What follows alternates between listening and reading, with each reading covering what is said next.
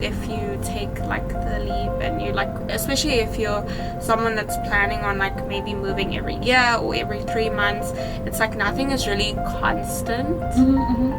So you actually have to become comfortable with being uncomfortable. Digital Nomad's most trusted one-stop shop travel bestie. Make your move. Welcome to Nomadify On Air, the place that takes you on a journey to learn the world of remote working and the lifestyle of digital nomads in hopes to inspire you to escape the 9 to 5.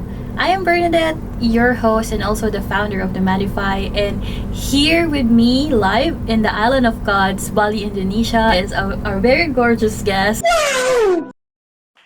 Lara from South Africa, who's also been a digital nomad and a sales expert for 1 year now.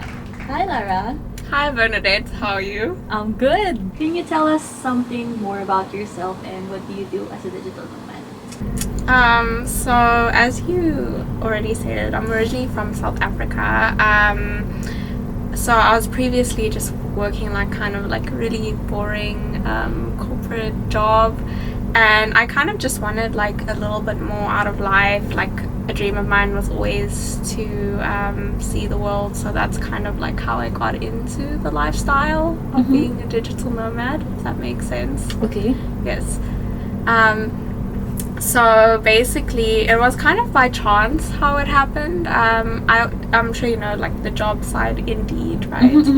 I was literally just like on Indeed, I was literally working like 11-hour, 13-hour days, like corporate job. It was really hectic, and I kind of just felt like really bored. Like it was very what is the word, like monotonous. Like it was just like the same thing over and over every day.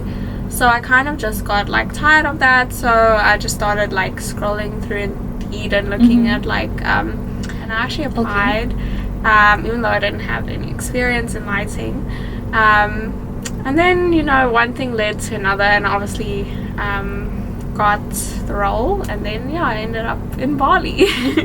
Why Bali though? So with me, like the hours are really like close to Australia, so that was very nice. So like I don't have to, if I'm in South Africa, I actually have to work nights. So in Bali, it's more convenient. The beaches are really nice here. Like I love the island sort of thing.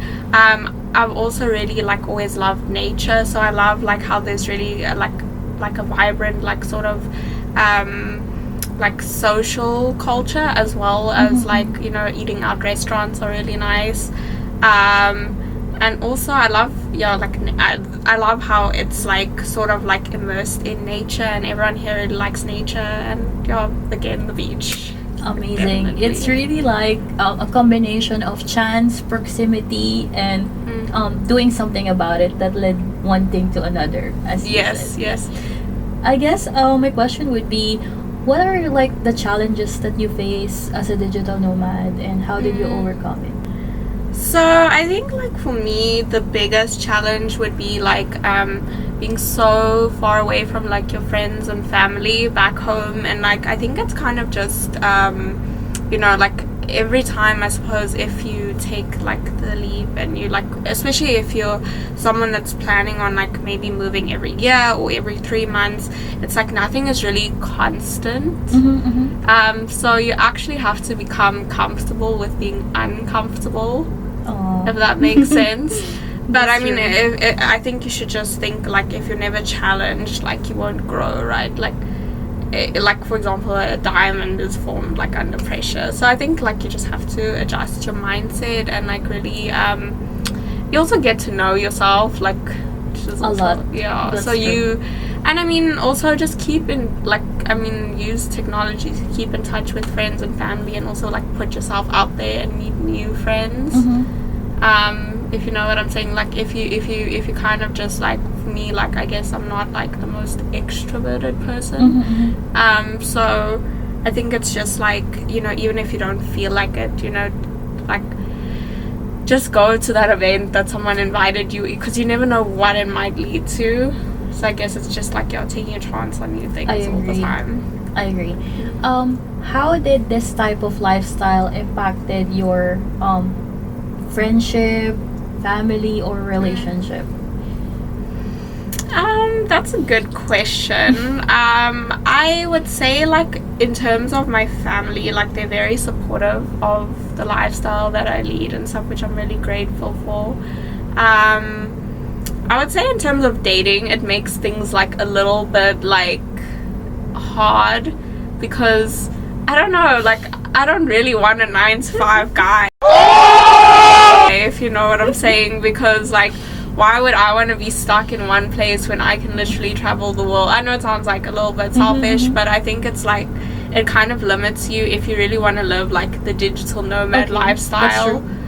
You have to find someone that's like likes to travel as well, or is like has a digital nomad, or has a lot of like work flexibility sort of lifestyle, or someone that can work remotely, you know, because otherwise, like, I think it can be very like limiting. But at the same time, I guess if you're willing to give it up, you know, that's kind of like, But I really believe that it's not selfish. It's just your own preference. Like, to each their own, right? Like, so what complements you is also a guy that has the same lifestyle as you. Exactly. So for me personally, I just wouldn't be willing to give it up. Like, you know what I'm saying?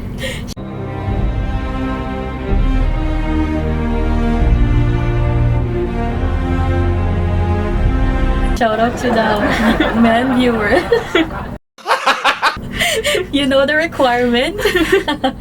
So I think in regards to that, what do you think would be the most important skill an aspiring digital nomad needs to have? Selling yourself, I think. I don't know. I think you know, sort of like since I left university, like the first sort of jobs I've always done was like sales related, and I think there's like a great amount of value in being able to buy and sell things. You'll never be short of money if you can do that, I think. Like, and you said you're not extroverted, but you're in sales. I'm like an extroverted introvert. I can turn it on and off. It's like, I don't really think you have to be extroverted to be in sales. I just think that you have to like maybe look at human behavior, and like people have, like, I never said like people don't interest me. People really do interest me. And I think also generally like no one, like, sales is not like how it used to be. It's more like I would say like people can genuinely like sense if you're like selling something that you believe in, or if you are, you know, genuinely wanting to help them and you're genuinely like very helpful. I mean, how many times have you not like walked into a store or something and then this person has just been like so helpful, right? And if that person wasn't helpful when you walked into the store, would you have bought the product? Probably not, right? 100%. Yeah. I work in marketing, and marketing and sales is like intertwined together. Yes. And I 100% agree that it's selling is like 80% psychology and 20% like sales, the skills. Because I know some of our viewers might not be extroverted, and they have like a perception that in order to succeed in digital nomad, you have to be introverted. So learn from Lara. You don't have to be. It's true. Yeah. 100% extrovert. Like, you can be an introvert while still like traveling. So what would be the, I guess, important advice that you would tell all the viewers that's like aspiring digital nomads? In terms of like more career focused, or would you say more deciding how will they start, or I think the most like important thing is just obviously to have like skills in place, right? And so I think, Bernadette, the most important thing is like if you don't have a skill set, maybe just to, you know, first acquire the necessary skills. So I think like you know, I've heard like copywriting is really good for digital nomads. I personally like sales. You do marketing, right? So there's a lot of different things you can do. I don't know, web development, coding, any sort of like anything like that. Anything that allows you to work remotely. I don't know. I think there's like hundreds of jobs. So I think it's literally just like pick a skill and be like really consistent with that skill. So I think there's like somewhere I read something like if you just spend like 18 minutes a day perfecting one skill, you'll automatically be better than the rest of the population. So I think that's the main thing, is just like pick a skill and be like really, really consistent, and then like when you're really, really good at that, like update your CV and apply for something. I agree. Actually, according to statistics, they say that there's now 35 million digital nomads. Majority are in tech, marketing, and sales. So that's really correlated to what you mentioned, that it's really like the most lucrative skills that they need to look into. How do you think this would like affect the future? Like, how can businesses adapt to this rapid growing population of digital nomads? Look, I think it's like very interesting time, right? I think it also gives like business owners like access to a lot of skill sets that they might have not previously had, and it also gives like employees or independent contractors or you know, clients or whatever, it gives them like a degree of anonymity, like freedom to do what they want to do. Sorry, excuse my tongue tiredness. Yeah, it gives them a degree of like freedom to choose and stuff, and I think that's really like important for like one of the things to live a really fulfilling life, is to be able to have a degree of like freedom and choice. So I think like a lot of people need to become like more open to like you can actually be more productive like when you're not in an office. So I think a lot of people are still like very close-minded to that for some reason, but I think if people can just become more like open-minded to that, that would be like really, and rather develop a sort of results focused mindset instead of like you know, all the other stuff like, oh, this person has to clock in at 8 o'clock into the office and like that. I mean, so there's people like, let's not lie, they walk around with like a piece of paper the whole day in an office and they're not really productive. So I think it's like for companies to take a shift towards looking at results and not necessarily KPIs, if that makes sense. I love the KPI terminology. Is so corporate and sales. So, curious question, would you say that before you even moved to Bali, before you even like did this digital nomad lifestyle, would you say that can you confidently conclude that I have all figured it out before you did, or you just learned things along the way? So I wasn't like, well, I first like worked for the company that I was working for a couple of months before moving to Bali, because I just wanted to make sure, because right, you're going to be in like a foreign country where you don't have a support system. So I think it's really important just to first like see how the company is that you work with first. So like obviously what I did is I wanted to make sure like, you know, I passed obviously my probation period with the company. Most companies have a 3-month probation period where they see like whether you are a good fit for the company, and you can obviously also use that time to see whether you are happy at the company as well. So I kind of just used that time to reflect on like, okay, am I happy doing this job? Are they paying me on time, because I'm going to be financially dependent on them? You know, how is the work environment? Because it's like, it's also like, you know, when you're a digital nomad, like it's important to have like a solid kind of company that you're working for. So I'd say like I would advise maybe not to be like so hasty to pack up things, but like first see like you know, like what are you getting yourself into, right?